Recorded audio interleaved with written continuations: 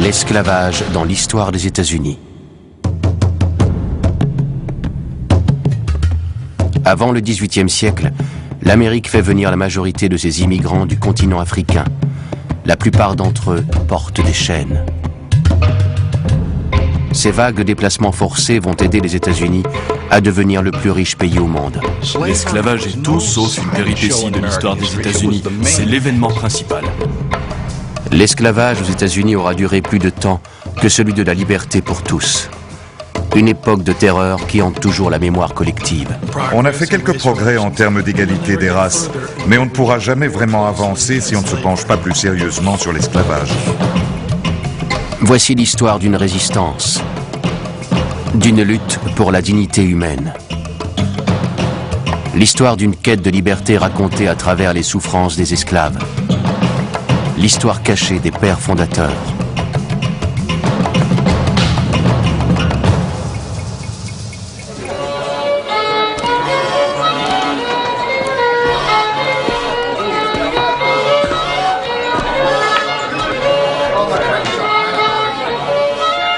Ils viennent d'Afrique et d'Europe. Certains sont des domestiques sous contrat, d'autres des esclaves. Mais tous sont pauvres et largement exploités.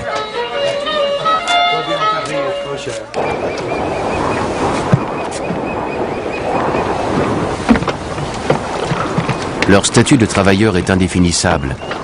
Leur existence appartient à la Compagnie des Indes occidentales. Jour après jour, ils luttent pour leur survie dans la dure réalité de la ville hollandaise de New Amsterdam dans les années 1620. Chaque soir, ils se retrouvent dans les tavernes. Les gens se réunissaient dans les tavernes pour parler de leurs conditions.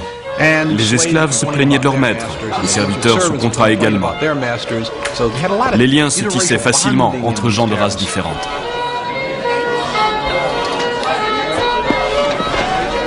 Il y avait aussi ceux qui se mettaient eux-mêmes au service de riches personnes pendant 7 ans en échange de leur arrivée dans le Nouveau Monde.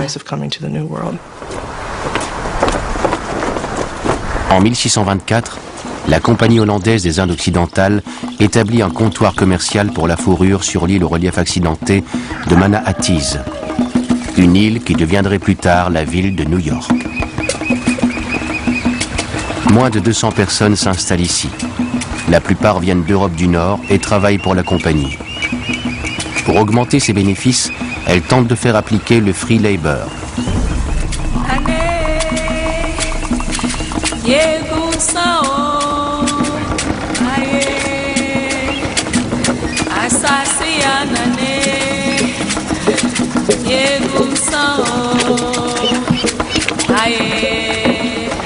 Des Africains libres sont déjà arrivés au Nouveau Monde avec les explorateurs européens dans les années 1530. En 1619, des colons anglais installés à Jamestown, en Virginie, achètent 20 Africains à des marchands hollandais. 5 ans plus tard, les premiers esclaves noirs débarquent à New Amsterdam. Leur asservissement commence ici et s'arrêtera plus de 2 siècles après dans ce qui va devenir l'Amérique du Nord.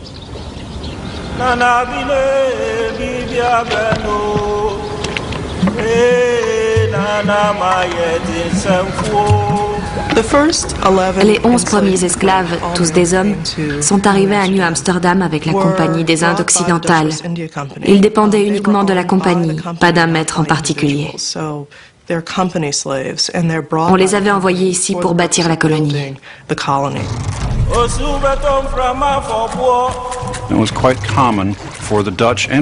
Les Anglais et les Hollandais avaient l'habitude de dévaliser les riches convois marchands espagnols et portugais afin de récupérer des hommes et des biens. Ça faisait de ces pauvres gens de véritables prisonniers de guerre.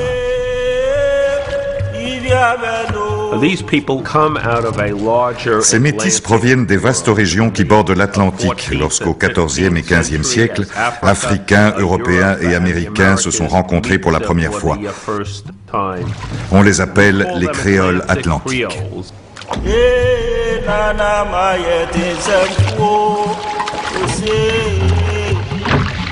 Les créoles atlantiques trouvent leurs racines culturelles à la fois en Europe et en Afrique. Certains sont de pères africains et de mères européennes. Certains ont sillonné les mers aux côtés des Européens.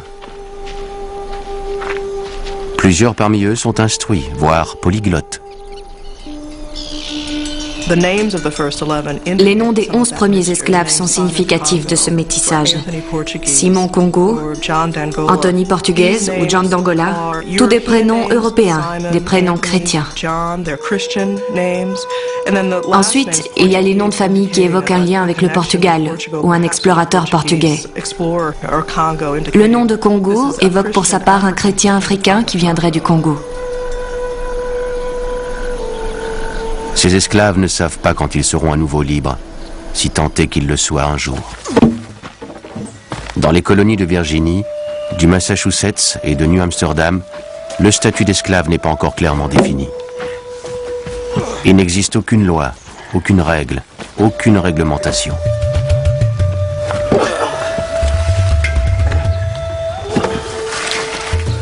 La vie était terriblement dure. Ils étaient censés travailler par tous les temps, quelle que soit la température. Ce qui importait, c'était leur production et non eux-mêmes.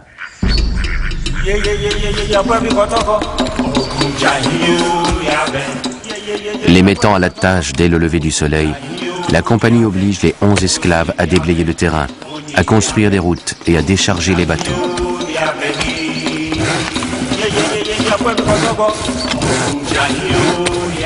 Tous sont d'habiles travailleurs manuels. Grâce à leur labeur servile, l'économie de New Amsterdam se bâtit petit à petit.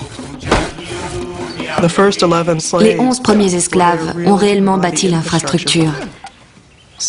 Ils ont été la moelle épinière de la colonie, des instruments indispensables à la survie des colons européens.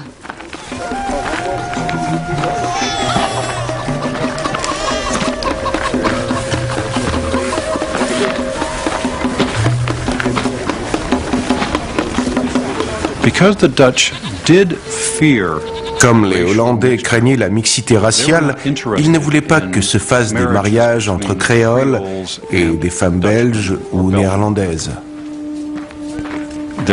C'est pour cette raison qu'ils ont fait venir des femmes créoles ou des africaines dans les années 1620.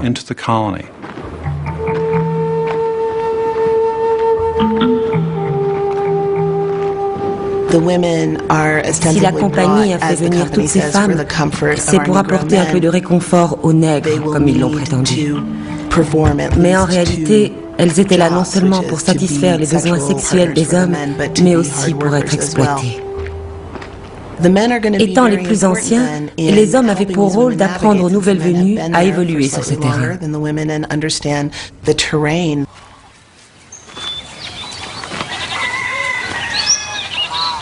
À cette époque, à New Amsterdam, les esclaves avaient des droits que l'on n'aurait pas imaginés.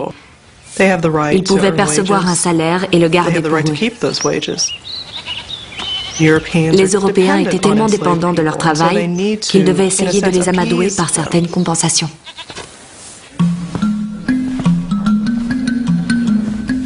En raison d'un manque de définition légale de l'esclavage, les créoles atlantiques parviennent à négocier une plus grande autonomie. En 1635, certains vont jusqu'à réclamer des impayés à la Compagnie des Indes occidentales.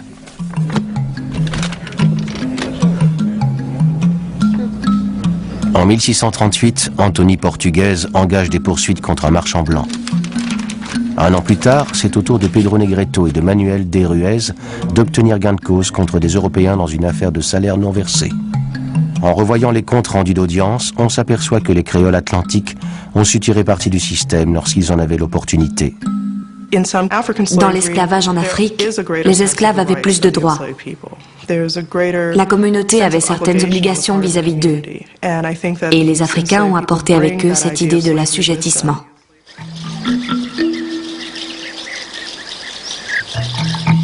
1641, Anthony van Angola, l'un des 11 premiers, épouse Lucie d'Angola. C'est le premier mariage noir jamais enregistré à New Amsterdam.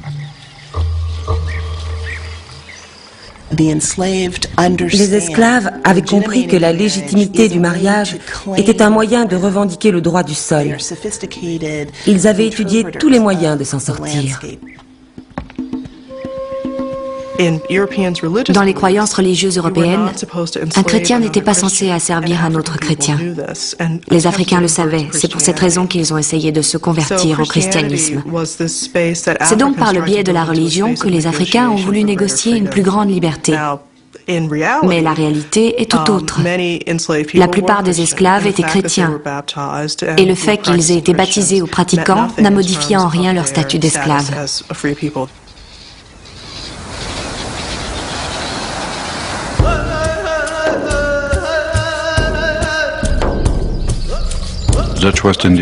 La Compagnie des Indes occidentales avait de plus en plus de problèmes avec les indigènes américains. Et en 1639, les simples tensions se sont transformées en guerre. À ce moment-là, un certain nombre de créoles se sont retrouvés enrôlés de force dans l'armée européenne pour partir au combat. There is a fear among Europeans during this time that African Americans may join with Native Americans. And the First 11, in fact, used this fear to negotiate. Ils avaient fait partie de l'église réformiste, ils avaient servi dans l'armée, ils avaient construit le fort, ils avaient carrément posé les fondations de New Amsterdam, et ils en avaient fait une ville habitable. Aujourd'hui, c'était à leur tour d'être libres.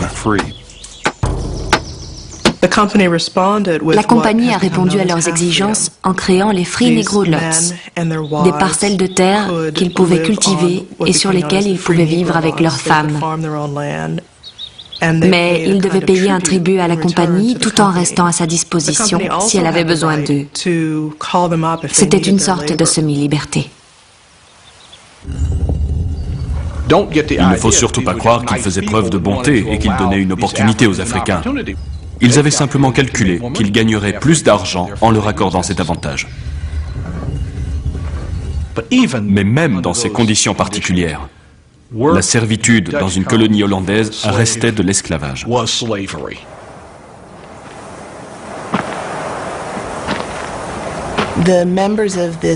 Les membres de la communauté des Africains à demi libres devaient être terrifiés par le caractère précaire de leur soi-disant liberté. Pour leurs enfants, par exemple, qui ne bénéficiaient pas de ce statut, ils restaient des esclaves à part entière. La preuve, s'il en était besoin, de la vulnérabilité de la communauté noire.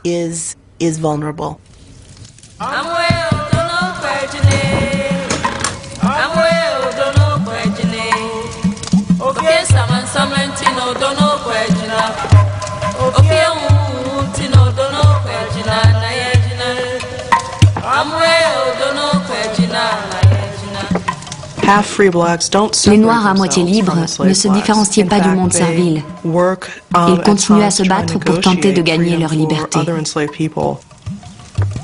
Au fil des années, les 11 et leurs femmes ont continué à adresser des requêtes, des pétitions pour gagner la liberté de leurs enfants. La Nouvelle-Amsterdam commençait à devenir une assez grande ville dont 20% des habitants étaient afro-américains. Certains étaient des esclaves, d'autres à moitié libres, d'autres encore parfaitement libres. Mais quel que soit leur statut, tous pouvaient témoigner des différentes conditions de vie. La semi-liberté est le passage d'un groupe d'esclaves vers un nouveau statut. Et à l'intérieur de la communauté servile, l'espoir d'une amélioration commençait à faire son chemin dans la tête des gens. Ils ne cherchaient pas l'élargissement total, mais une plus large autonomie.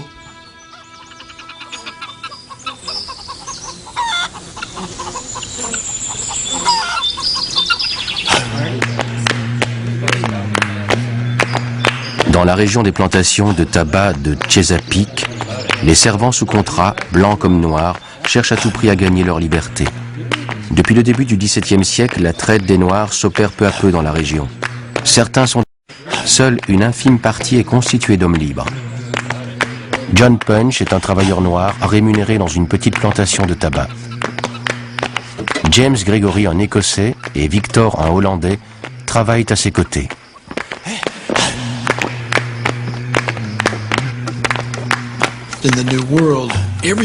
Dans le Nouveau Monde, chaque colonie devait générer des profits. Pour les régions de Chesapeake, de Virginie et du Maryland, plus on plantait de tabac, plus on récoltait de bénéfices, et plus les investisseurs anglais étaient satisfaits. La pression était telle qu'il fallait trimer le plus dur possible. Ils avaient espéré réquisitionner les natifs américains de Virginie comme main-d'œuvre supplémentaire. Mais la déception fut grande quand ils s'aperçurent que les indigènes étaient trop puissants pour être asservis au travail, même rémunérés. C'est à ce moment que les Anglais ont fini par employer des Anglais dans leur système de servage.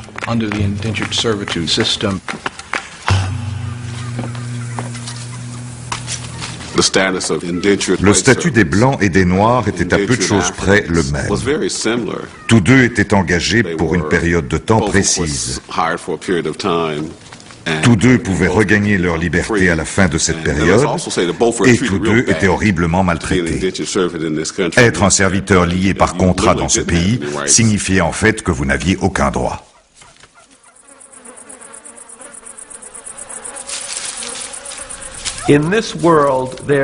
Dans leur monde, il n'y avait pratiquement aucune différence dans le degré d'oppression. On peut dire que d'une certaine façon, ils étaient logés à la même enseigne, car on ne pouvait être plus maltraités. En 1640, les serviteurs liés par contrat sont maintenant indispensables à la santé financière des plantations de tabac de Virginie. Leur travail fait du tabac le produit d'exportation le plus rentable de la colonie.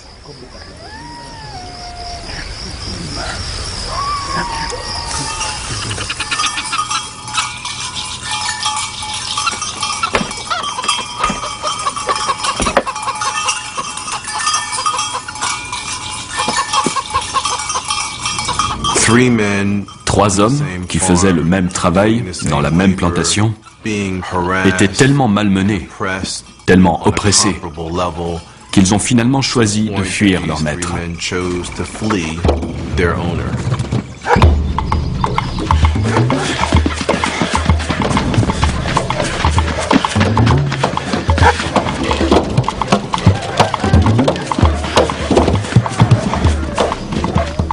John Punch, Victor et James Gregory traversent la frontière de la Virginie avec le Maryland. Quelques jours plus tard, ils sont capturés et ramenés.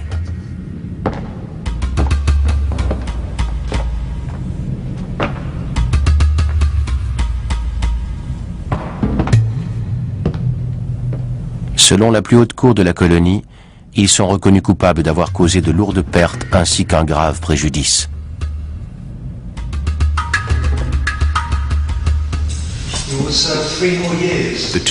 Les deux blancs ont simplement écopé d'années de servitude supplémentaires. Mais pour le cas de John Punch, le seul noir parmi les trois fuyards, le verdict a été beaucoup plus sévère. Il a été condamné à la servitude à vie.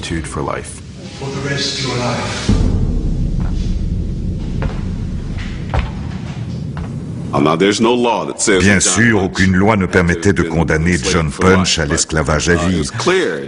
Mais cette année 1640 a marqué un tournant dans le degré des sentences. C'est à partir de là qu'on a commencé à traiter les serviteurs noirs différemment de leurs homologues blancs. Plutôt que de différencier les gens libres des gens asservis, on faisait maintenant la distinction entre les blancs et les noirs. Les blancs, désormais, y gagnaient en privilèges.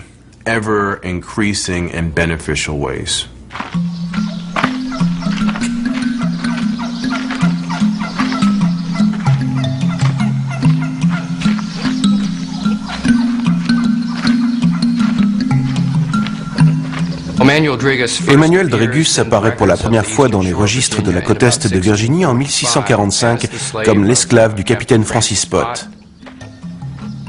Emmanuel Drégus avait le profil type de ceux que nous appelions les créoles atlantiques. Il portait un nom européen, portugais pour être exact. Drégus est simplement une anglicisation ou une contraction de Rodriguez. En prenant Emmanuel à son service, le capitaine Pott lui donne une vache et un veau.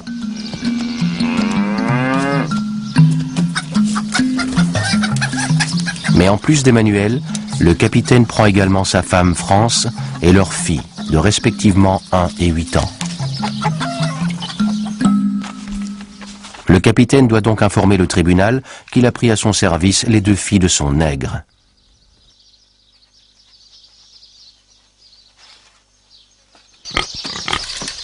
Selon les termes de la servitude, ces 2 filles retrouveront la liberté au bout d'un certain nombre d'années. Mais rien n'est mentionné à propos des autres enfants.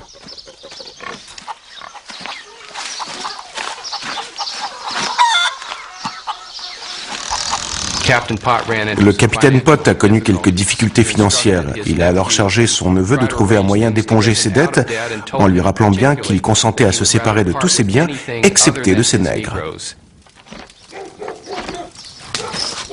Pourtant, en 1657, après 12 ans à son service, la famille d'Emmanuel finit par être le seul moyen d'arranger les choses.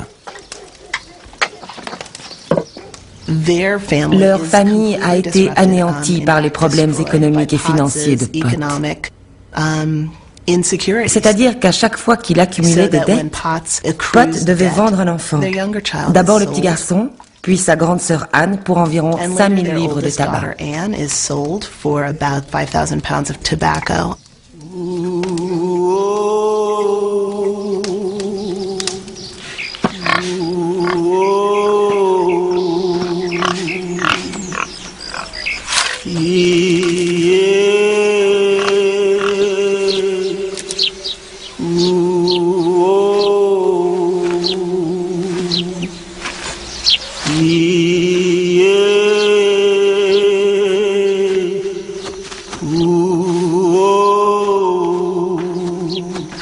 À la mort du capitaine Pott, sa veuve hérite de la ferme, du bétail et d'Emmanuel.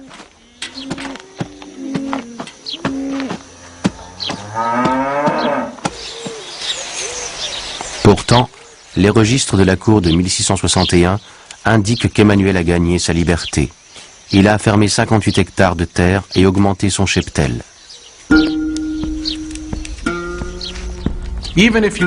Même si vous gagnez votre liberté d'homme noir, votre vie ne sera jamais celle d'un homme blanc.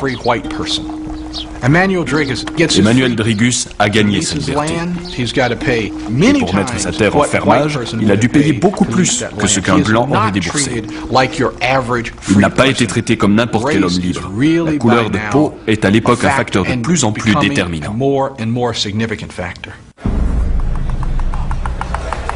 En 1665, le Maryland et l'État de New York légalisent l'esclavage. Et 3 ans auparavant, les juges de Virginie ont décidé que chaque enfant qui naîtra sur leur sol naîtra libre ou asservi, suivant la condition de la mère.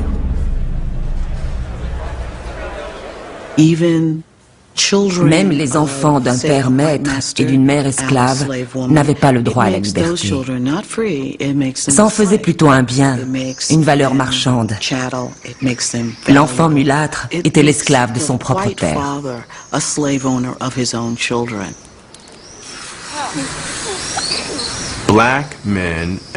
Des hommes et des femmes noirs ont élevé des milliers de mulâtres. L'amour de ces enfants allait au-delà de l'horreur des conditions dans lesquelles ils avaient été engendrés. Les Européens, en revanche, accordaient une si faible signification à leur progéniture qu'ils n'hésitaient pas à les vendre, comme ils l'auraient fait avec n'importe quel esclave.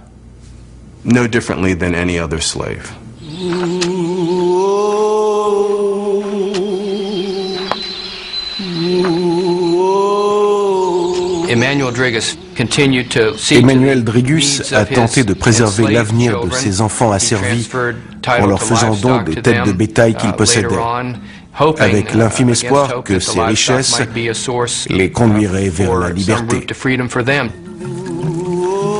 Dans les comptes rendus d'audience du 29 septembre 1673, on peut lire « Moi, Emmanuel, lègue à mes 2 filles asservies une jument baie. » Le même jour, il lègue à ses enfants nés libres une autre jument.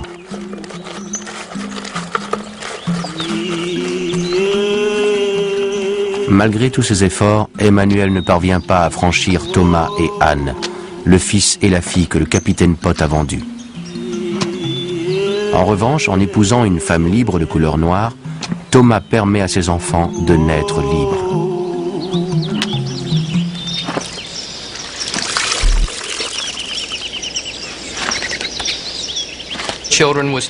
Une des filles s'appelait France, née en 1677.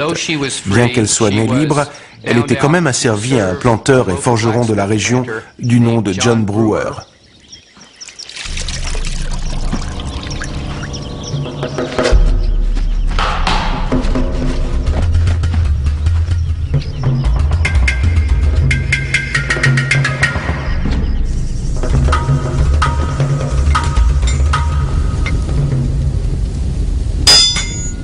France entre au service du forgeron en 1694.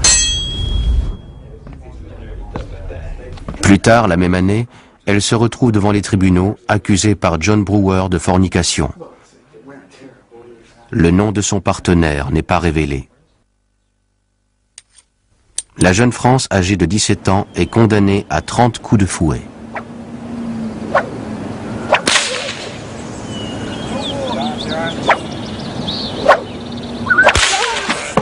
Qui plus est, sa servitude à John Brewer est prolongée de 2 ans.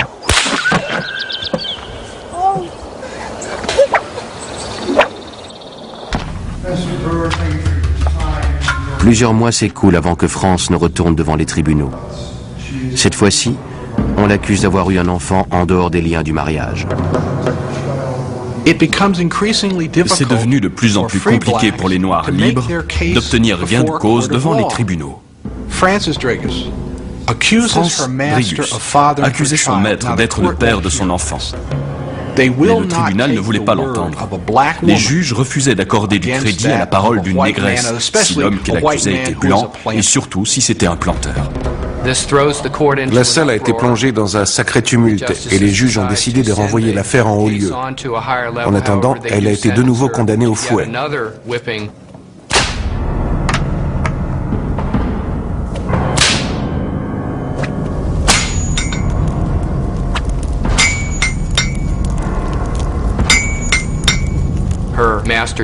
Son maître en a eu assez de France et l'a asservi à un autre homme.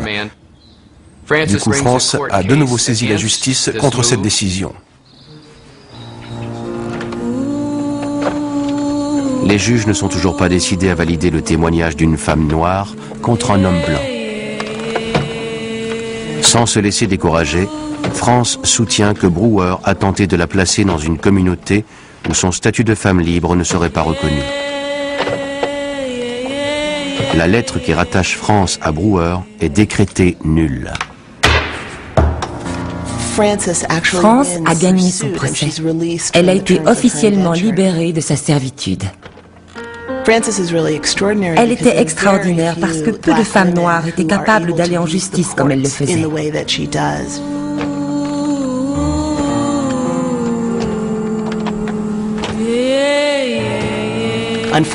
Malheureusement, son père était mort, sa mère gravement malade, et en 1700, ce n'était plus qu'une pauvre femme sans ressources. Elle n'a pas mis longtemps à reparaître devant la justice. Dans un acte désespéré, elle avait tenté de voler de la nourriture pour elle, ainsi que pour son enfant.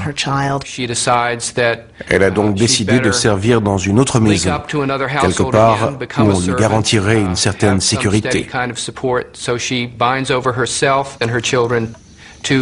Et c'est pour Isaac et Bridget Foxtrot qu'elle a fini par s'engager comme domestique pour une durée de 10 ans, leur promettant que si elle avait d'autres enfants, ceux-ci seraient à leur service pendant 25 ans.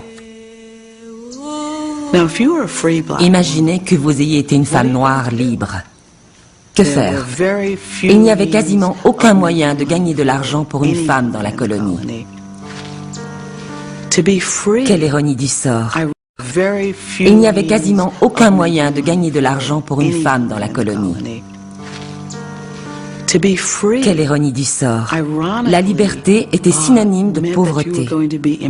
Une femme libre se retrouvait dans une situation encore pire que si elle était une esclave.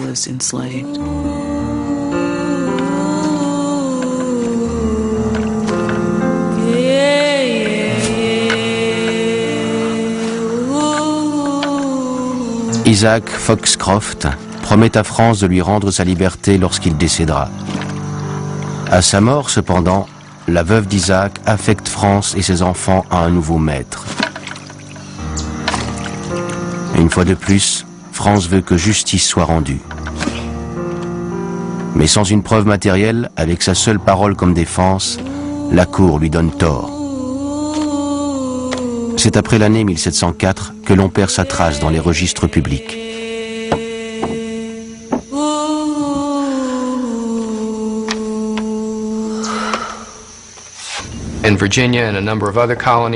En Virginie, tout comme dans d'autres colonies, les créoles atlantiques savaient utiliser le système pour obtenir gain de cause.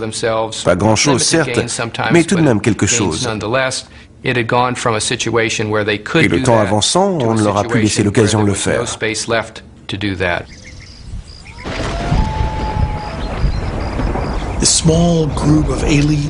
Un petit groupe des plus gros planteurs de tabac de Virginie se sont mis d'accord sur l'usage d'esclaves pour augmenter leur capital.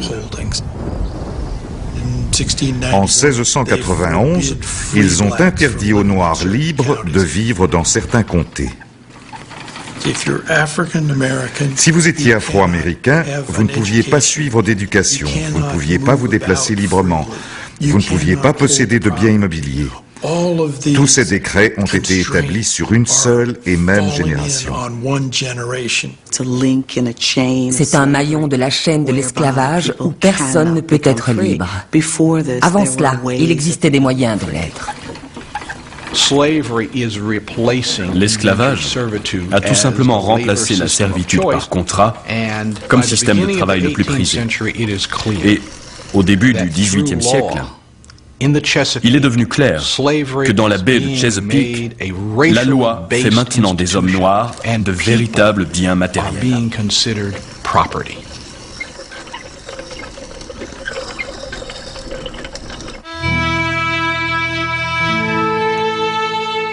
Après la prise de la ville par les Anglais en 1664, la Nouvelle-Amsterdam est rebaptisée New York. New York, tout comme les colonies britanniques du Massachusetts, du New Jersey et du Maryland, sont maintenant des sociétés esclavagistes.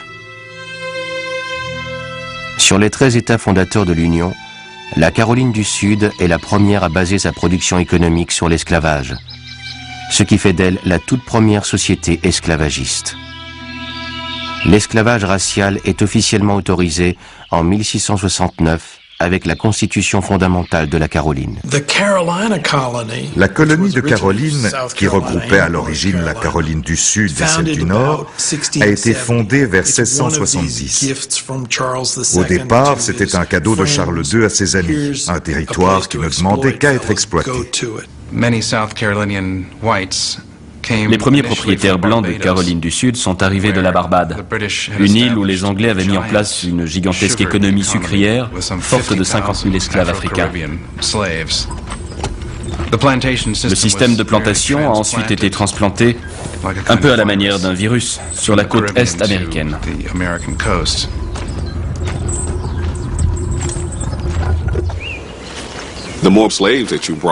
Plus vous aviez d'esclaves, plus on vous octroyait de terres.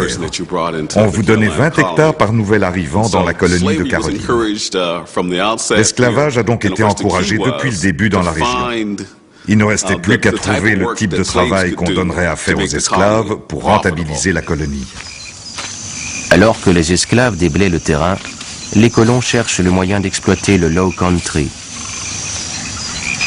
Ils tentent bien de cultiver du coton et de l'indigo, ou encore d'élever du bétail, mais rien n'y fait. ils ne parviennent pas à trouver de culture rentable.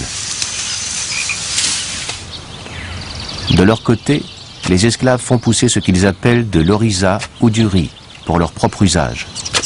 Une culture qui existe depuis des siècles en Afrique de l'Ouest. Malheureusement, ils n'ont pas longtemps gardé le secret. Une fois qu'ils ont montré aux Blancs comment faire, ils ont perdu leur avantage. À partir de là, l'esclavage des Africains au service de l'agriculture commerciale s'est installé en une génération. Les arrivées de bâtiments négriers remplis d'esclaves africains se sont multipliées en Caroline du Sud.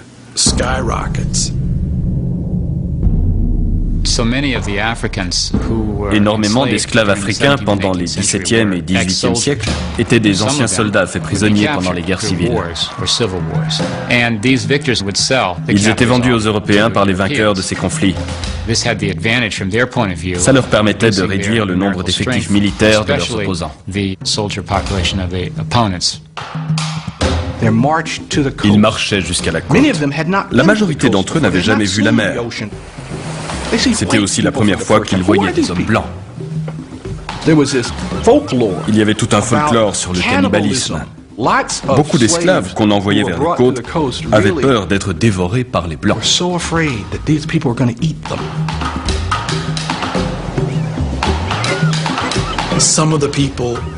Certains colons de Caroline du Sud avaient également des parts dans la Compagnie royale d'Afrique. Ils touchaient des commissions sur les traites négrières. Les plus gros bénéfices proviennent des cargaisons humaines d'esclaves africains. Le commerce du bois d'ébène est maintenant la base d'une économie internationale. On a vu apparaître tout un tas d'industries auxiliaires comme la construction navale, la fabrication des voiles, l'assurance des bateaux. Le développement de l'esclavage est devenu un facteur clé du capitalisme.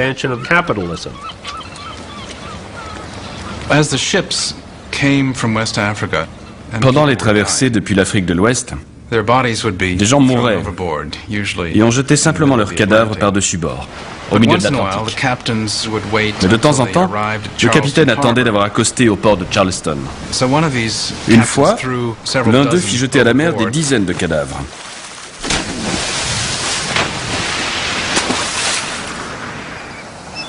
Et les corps, dont plusieurs étaient ceux d'enfants, ont fini par être rejetés sur le rivage. Cette situation a mis le gouverneur hors de lui.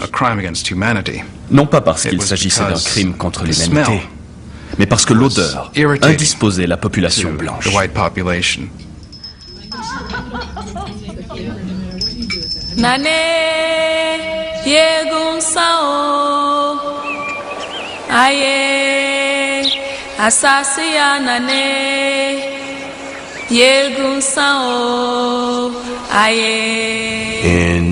Dans beaucoup de communautés africaines, on vénère ses ancêtres.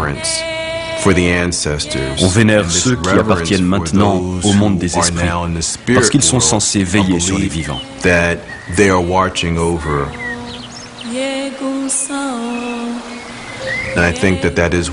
C'est ce qui a permis à beaucoup de Noirs de tenir pendant les moments les plus difficiles. Du moins, je le pense.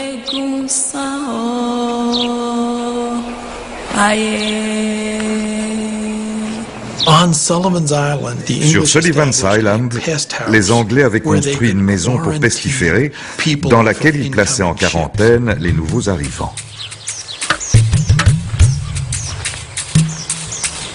Les esclaves étaient considérés comme de la marchandise, des subsistances qui étaient stockées dans des endroits précis en attendant qu'ils atteignent la valeur marchande escomptée. C'est un exemple frappant de l'absence d'humanité de l'esclavagisme.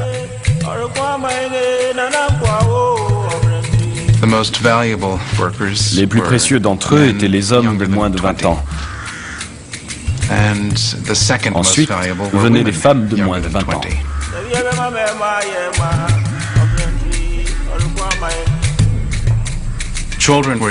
Les jeunes enfants étaient bon marché, et en grandissant, on était sûr qu'ils produiraient énormément de riz. and produce a lot of rice.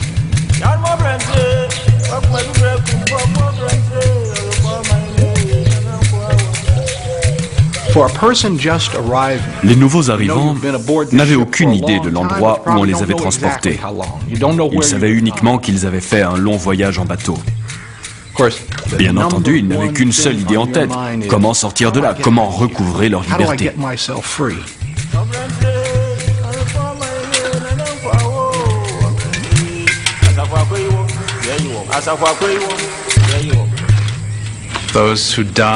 Ceux qui mouraient étaient sans doute ensevelis dans des fosses communes. Mais il faut savoir qu'un quart, voire un tiers des esclaves embarqués disparaissaient pendant la traversée. Une fois débarqués à Charleston, les survivants étaient désinfectés à l'huile avant de recevoir un bon repas. Ensuite, on les mettait aux enchères publiques.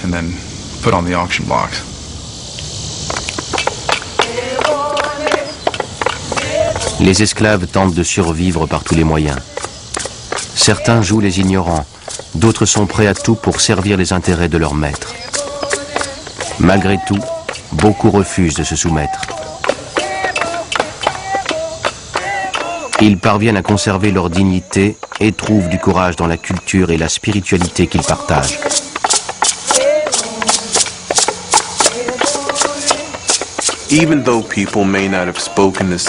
Même s'ils s'exprimaient souvent dans des langues différentes, même si par tradition ils étaient en fait des rivaux, ils ont réussi à s'entendre à travers une seule et même spiritualité pour garder une solidarité les uns envers les autres.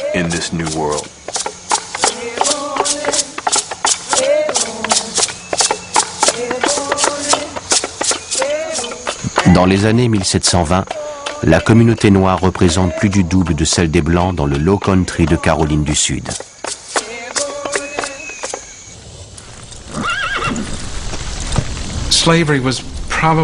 L'esclavage avait ses propres caractéristiques, selon les régions et les colonies où il s'était développé, dans le Massachusetts, à New York, en Virginie et dans la Barbade. Mais en Caroline du Sud, c'était probablement la forme la plus industrielle de l'esclavage. Il avait pris une telle ampleur.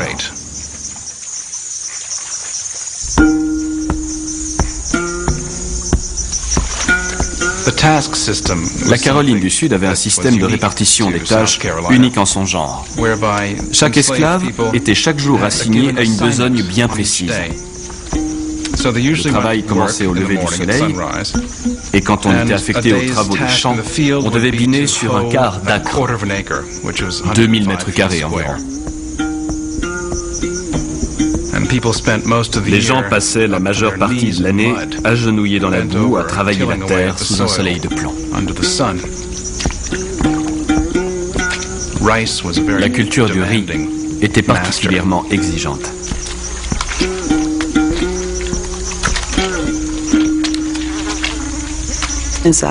En Caroline du Sud, on faisait travailler les esclaves quasiment jusqu'à leur mort.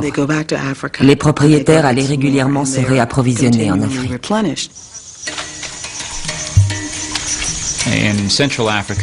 En Afrique centrale, les hommes n'effectuent jamais de travaux agricoles. Si on veut humilier quelqu'un, il y a un proverbe qui dit « Tu n'es pas un homme, prends une binette ». Ça veut bien dire que seules les femmes font ce genre de tâches. Mais en Caroline du Sud, on obligeait les hommes à travailler avec les femmes.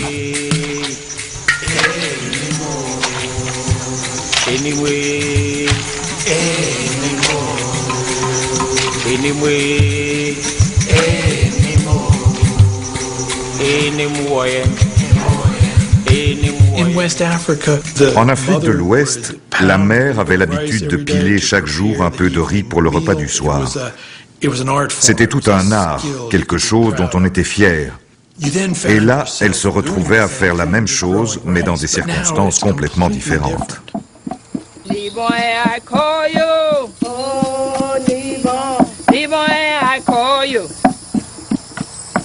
Le bruit du pilage du riz signifiait vie de famille en Afrique.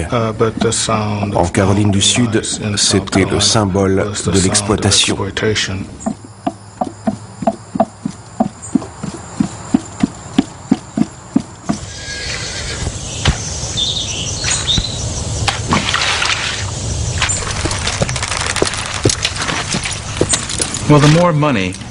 Plus les riches propriétaires blancs gagnaient de l'argent, plus il était essentiel pour eux de faire de ce système d'esclavage une forteresse imprenable.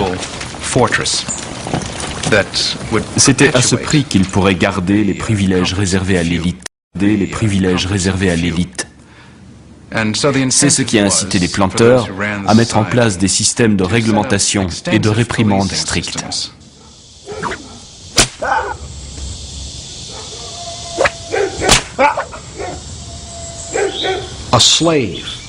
Un esclave, surtout dans ces conditions, ne pense qu'à sa survie et à sa liberté. On imagine facilement la colère qu'on peut ressentir quand on est retenu contre son gré ou qu'on voit ses proches endurer des souffrances qu'aucun homme ne devrait être forcé de subir.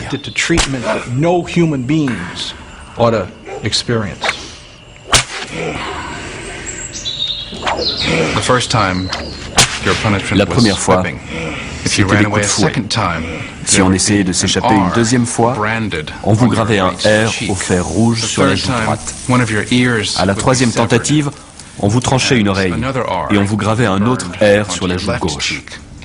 Et si vous étiez pris lors d'une quatrième tentative de marronnage et que vous étiez un homme, on vous castrait.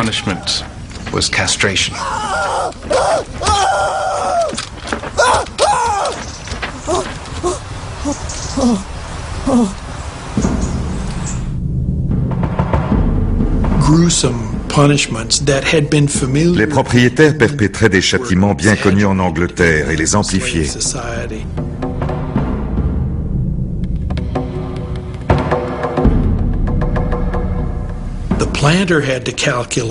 Avec ces châtiments, ils savaient qu'ils pouvaient se permettre de tuer un certain nombre d'esclaves, sachant qu'ils allaient en importer d'autres d'Afrique de l'Ouest. Ils gagnaient tellement d'argent qu'ils pouvaient se l'autoriser.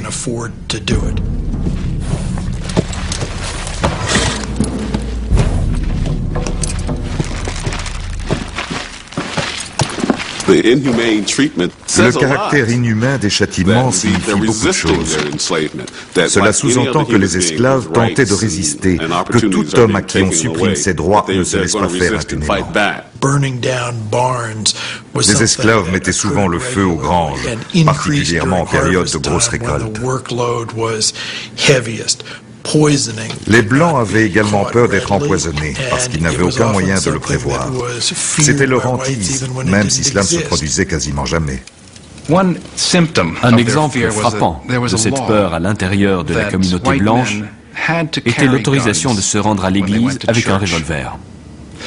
Le seul jour de congé des esclaves était justement le dimanche. Et les Blancs avaient peur que s'il devait y avoir un soulèvement, celui-ci se produirait le jour de la messe, quand tous les Blancs s'étaient réunis à l'église. C'est pourquoi il était même recommandé d'assister à la cérémonie muni d'un pistolet. Cela a commencé un samedi du mois de septembre 1739 dans la nuit. C'était une équipe de travail composée dans sa majorité d'Angolais, dont un homme du nom de Jimmy qui était devenu leur leader.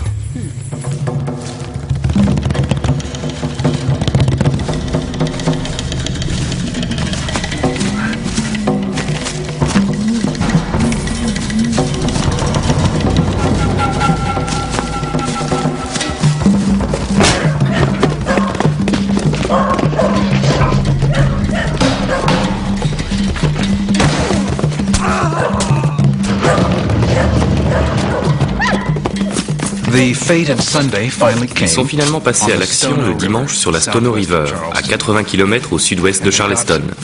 Ils ont fait irruption chez un armurier et ont tué un certain monsieur Hutchinson. Ils lui ont coupé la tête et l'ont piqué au bout d'une lance. Ensuite, ils ont pris toutes les armes de la boutique. Ça s'est passé pendant la période de récolte, la période de servitude la plus dure pour les esclaves.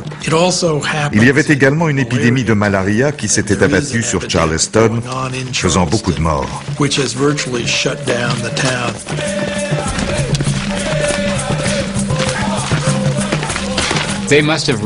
Ils avaient bien compris qu'ils ne pourraient pas s'emparer de la zone et chasser les Européens. Mais ils avaient vu la possibilité de s'échapper s'ils coordonnaient leurs actions comme des soldats. L'État de Floride avait déjà voté un décret qui rendait sa liberté à tout esclave parvenant jusque-là. Il y avait d'ailleurs une communauté d'anciens esclaves déjà installés en Floride. Lorsque la révolte de Stono a éclaté, on a tout de suite compris que les esclaves voulaient atteindre Fort Mose, la première ville noire libre. C'était une espèce de forteresse humaine.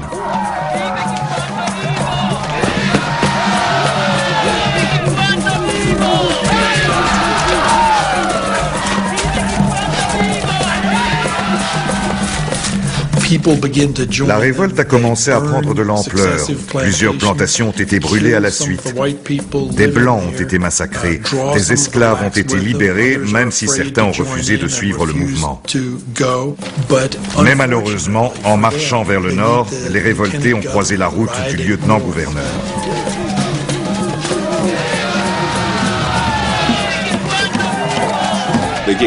Ils ont bien tenté de le capturer, mais il a quand même réussi à donner l'alerte.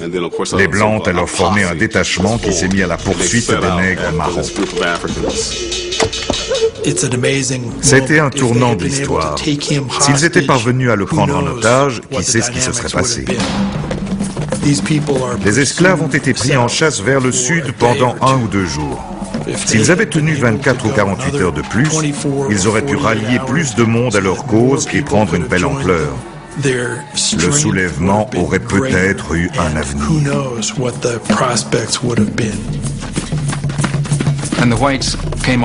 Les Européens ont fini par les encercler. Ensuite, ils ont fait feu et en ont abattu beaucoup, éparpillant le reste du groupe. Certains ont réussi à fuir dans les marais, mais ceux qui étaient capturés étaient décapités. Ensuite, le détachement blanc a descendu ce qui est aujourd'hui l'autoroute 17 Sud, en sortant de Charleston, avec les têtes des révoltés au bout des lances, pour montrer aux autres ce qu'ils risquaient. Après la révolte de Stono, toutes les lois indépendantes régissant l'esclavage sont réunies pour ne former qu'un seul et unique Code noir. Cette loi réglemente fermement les droits de la communauté noire et régit tous les aspects de la vie d'un esclave.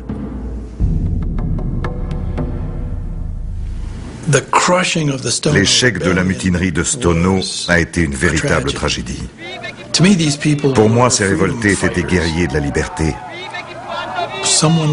Quelqu'un comme Jimmy, cet esclave tout juste débarqué de l'Angola, avait réussi à montrer aux autres que ce n'était pas comme cela qu'il devait vivre, et que même si cela ne changeait pas tout de suite, il avait montré la voie pour l'avenir.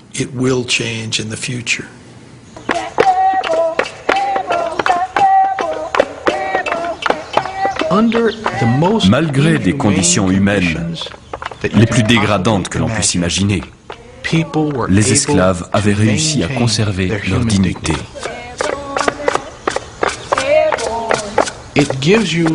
Ça vous donne un aperçu de la faculté de l'homme à se battre, à refuser d'abdiquer. L'homme a toujours le pouvoir de choisir, de refuser la défaite.